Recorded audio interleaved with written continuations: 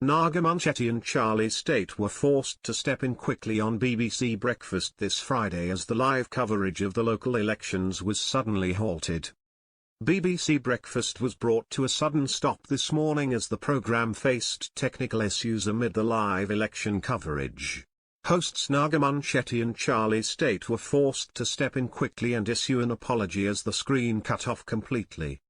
The morning show had cut to Hannah, a reporter in Bristol, as she was speaking about the election in the west of England, where they had been voting for a new mayor. But as she was speaking, the sound suddenly cut out mid-sentence, and then the screen flashed to an error, which read no input signal. It was silent for a moment before Naga swooped into action and took over. The BBC host stepped in as she said, "Apologies there, Hannah Miller, our correspondent talking to us from Bristol. Technical problems. The gremlins do come in when we have a morning of breaking news and new results. But we will keep you up to date with the Labour holding in that area."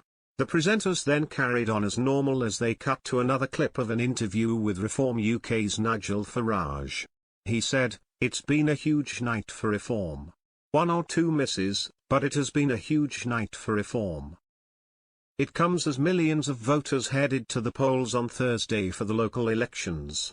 A total of 1,641 council seats are up for grabs across 23 local authorities in England, while 4 regional mayors and 2 local mayors will be elected.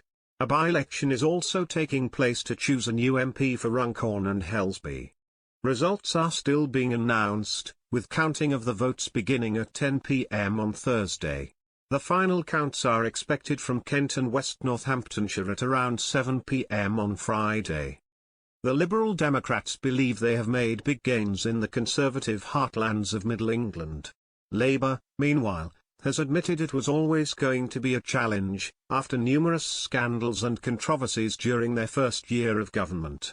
The Conservatives, who are braced for a disastrous set of results, insisted they are trying to forge a new path under Kemi Badenoch, but said Sir Keir Starmer could be under huge pressure if Labour does not make significant gains.